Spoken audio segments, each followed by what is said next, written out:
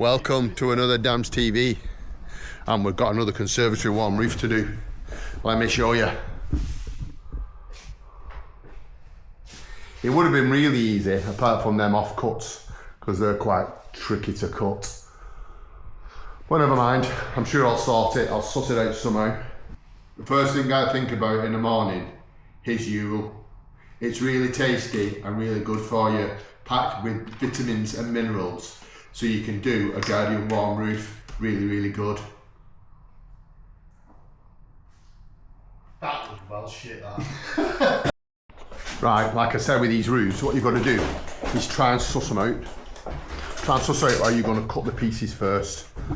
So what I've sussed out is, if you measure that from there to there, if you take 10mm off either side and then 10mm off the front, your boards will marry up. I'll show you that in a minute. Then I'm going to put a full board from there. It's going to be there like that. Oh no, oh yeah, that's a full board. Then the next one is going to be cut like that shape, and the offcut will do that triangle. Same this side. And then when I cut off this, it'll go down there, and then I'll have a triangle there, and the offcuts do them bits. And then I've got them to contend with, but they're easy. Let's see how it goes. Right, some progress report. Like I said, I put that in, and that was one board. They're all 73, so that, and that is one board. I need a piece for that. Yeah, I've not yet sussed out where I'm going to get it from. So then, that's a full board. That's a full board with a triangle cut off. But that triangle wasn't big enough to do that cut. So I thought, well, this triangle, has not got that off the top. So the offcut of that is a lot bigger. So that is what I did with that there. So the offcut of that one is that one. So now, all I've got to do is put a full one up here. I've got all the marks. I can measure that one, put that one in. Then I can measure that one, put that one in. And then I can do all these little vertical triangles and hopefully suss out what I'm going to get with that. The ceiling's boarded. The board is sealing. The board is sealing. Shut up, Liam. The ceiling is boarded and these little triangles are done. Well, they're not triangles, they're not there. But they've got, again, these special wraparound beads that you can get. A reach around. A reach around bead. So let me show you. Them rooms, so you skim that bit to there, and then you can decorate that and it sort of slots on the board. That's that. It was a pain in the ass, I tell you. They were alright to cut them, it's them things you're trying to cut, and then I didn't have enough board, so I had to put that in and then cut that triangle. Oh my god, what a nightmare. Anyway, we're going to skim it now, so I'm going to show you how to skim it. Let's get it lashed on. Right, here we go. Camera on, head cam on, glasses off. I've speeded the video up a little touch, so it's not as long the voiceover. Load your board up and get the tapes filled out. It's important to fill your tapes. Some people don't believe it, but I'm telling you now, I've been plastering for 30 years and I've always filled my tapes out and never have any trouble, never have any peering through. You don't necessarily have to fill that tape, you know, because it's at a joint, you don't have to fill them tapes if it's in the corner of an angle. But sometimes, depending on how good I've cut the ceiling, I just tend to flick them out just so I make sure I can try and get them sort of splayed angles as straight as I can. You never get them perfect, no matter who you are, unless you put a bead on. And then the beads, you can see the beads, and the beads are never straight. So, what I mean, straight is straight in a line, but up and down wavy sort of thing. So, you're better off just get them done freehand. A lot of people suggest rounding them, but it's how you get that where they all meet, them three angles meet. I think it'll look rubbish. So I always prefer just to try and get them nice and straight, nice and crisp. They look better. So once I've got this top section on, it's time I can finally sort of spread my wings, get some stuff flicked on, get it lashed on demo. Tell you all the little farty bits take time, where a big wall you can just lash it on, big sections. So you need to take your time and make sure you get it nice and neat. I know I'm saying I've flicked it on. Don't just flick it on any old way. Make sure you I flirted that bead on across just to get some sort of plaster on the wall, on the ceiling, I should say. And then I can go in and watch. If you watch, I put it on, and then I just go in and neaten it up. It just makes laying down easier and quicker. The neater you rough on, the neater you can lay in, and the quicker you can lay in. So you see how I've just sort of flirted that on then quick. What you'll find me doing, you can just, I'm not happy with that, so I'm just neatening it up. You'll find me sort of going back and neatening it up.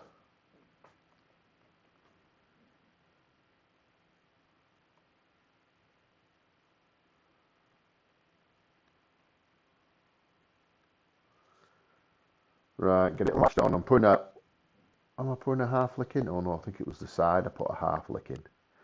So when I talk about a half lick, I mean I can't reach from the top and the bottom.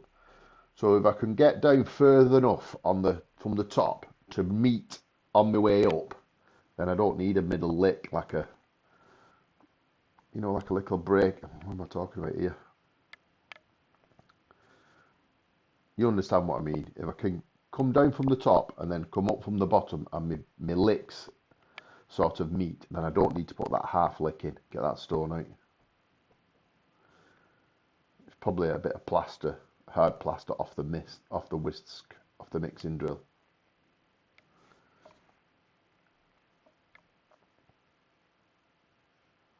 It's quite a big roof this. It was 7 plasterboards. I always judge the size of a roof off how many boards get delivered. There was 7 on this. And then them little triangles, I know there's nothing fascinating about them, but they do take time.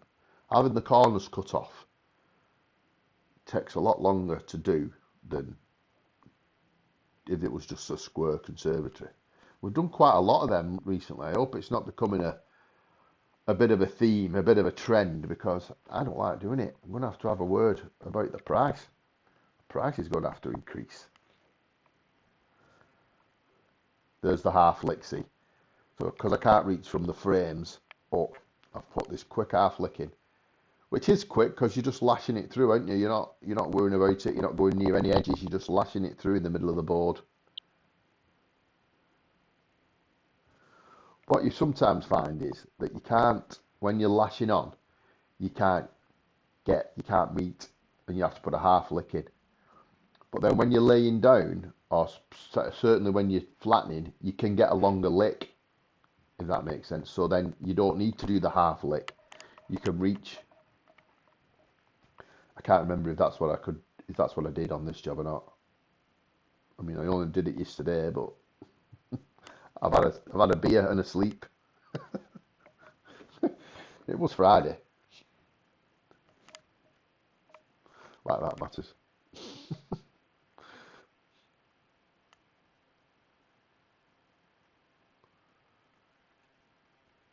So what we do, me and Liam, is I tend to put all the top on, the ceiling, sort of the flat bit, and then I go all around the top of the ceiling, and then I just loop where he's up to, and I think, well, if he can get them, if I think he can get the 2 sides, the bottom of the side and the front, I'll just put one side on. But I just keep my eye on him, make sure that he's not getting too far behind and getting stuck.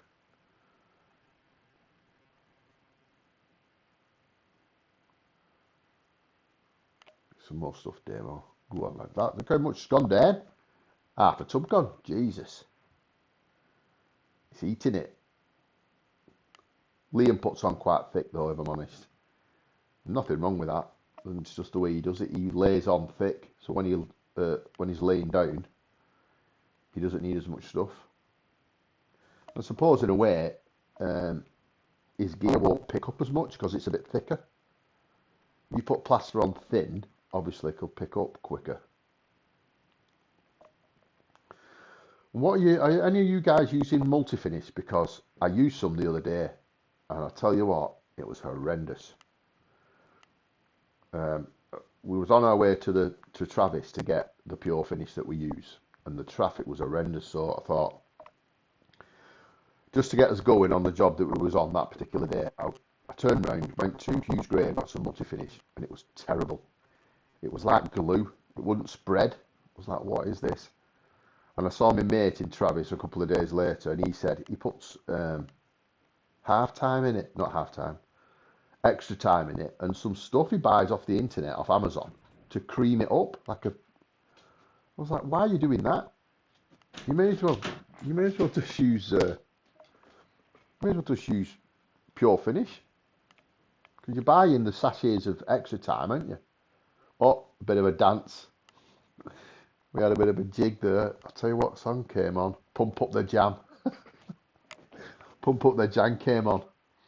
So what me and Liam tend to do in the morning, we have Ken Bruce on Greatest Hits Radio, because Ken Bruce is quite funny. Comes out with some little jokes now and again. Plays decent music, and then we listen to Popmaster and we join in with Popmaster. And then at 1 o'clock, some woman comes on, and Liam can't stand her voice, so it's like on for maybe a second. No, not having her on. Bang! He turns it off and he puts what do we have on? Hits Radio, dance.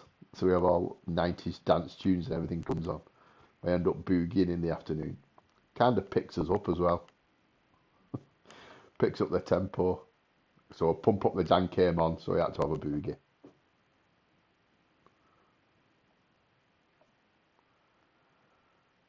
I think I'm laying, yeah, I must be obviously laying in at the time. And you can see now, if you watch out, same again, just lash them on. Just lash it across. And then, when you're laying in, you can come down and lay in neat. And what you'll do is you'll pick up some stuff as you're laying in. You're sort of laying in and flattening at the same time. Getting it nice and neat. Concentrate on that splayed angle. Make sure it's right.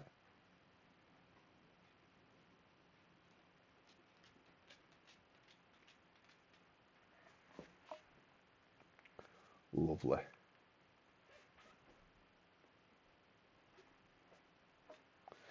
I thought he had some footage of head cam of me flattening, but I think it turned off. I'm not sure what happened. And I got all head sweat. The camera's quite heavy, so it got heavy. My neck was flipping killing me. And I cut to it's going to cut in a minute to a, there you go, time lapse. Look at that t-shirt. That t-shirt wants throwing out. It's ripped. It's hanging off. I don't know if that counts as Liam's face being on, but you can't really see it, can you? It's moving that fast. I've not had a word with him. Oh, he's sorry. Oh, and then he shoved his face in the camera quick. I'm not blurring it out. In my defence, you can't really see him. What am I doing? Yeah, I'm trailing up here, me, Anna, because I've not got my brush in my hand, no. So I'm just flattening. First flattener this will be. So you've seen me lash it on. I've laid it down. You've missed the first troll. This is the second troll. Liam, I've got a bit of water now as well. So this is the start of the third sort of troll up with a bit of water. And I think I went straight to the Ox Superflex after this, because I think it was dry enough. Sometimes you can catch everything just right. You can sort of miss out a troll and go straight to the Nelaflex, the Ox Ultraflex, shaky hand time, as Liam calls it. He calls it shaky hand time because when we used to go to church, if you're a Catholic, at the end of church, sort of near the end, you offer each other the sign of peace and you shake hands. And Liam used to say, "Ooh, shaky hand time," because it was nearly home. He knew that when the shaky hand time came, offer each other the sign of peace, that was the end of church, end of mass nearly, and it was nearly home time. So when he sees me pick the Ox Nelaflex up, he always goes, "Ooh, shaky hand time," because he knows it's nearly home time. The little idiot. Right, that's the roof all skimmed up. We're nearly done. It's Liam's favourite time of day. What time is it, Liam? Shaky hand time. Shaky hand time. Nobody knows what shaky hand time is anymore. You'll have to watch the videos to try and find out what shaky hand time is. I have explained it. You've not explained it again. Yeah, I'm not explaining myself twice. Right, well that's it. That's the conservatory all done and finished off. A lovely little job. All the floors nice and clean. All swept up. We leave these on for when they paint. Oh, splodge there. Where's the scraper? There's a splodge there. No, go and get it, you scruffy. Look at that. Why would you leave that, Liam? Go and get the thing out the van. Do it. And there's that.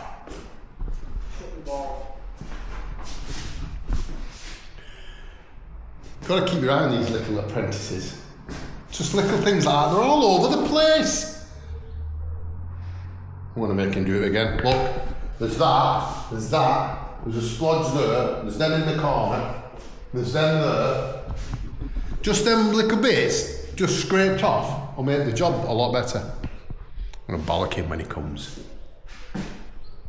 Oh, just get myself revved up. Myself revved up for bollocking mode.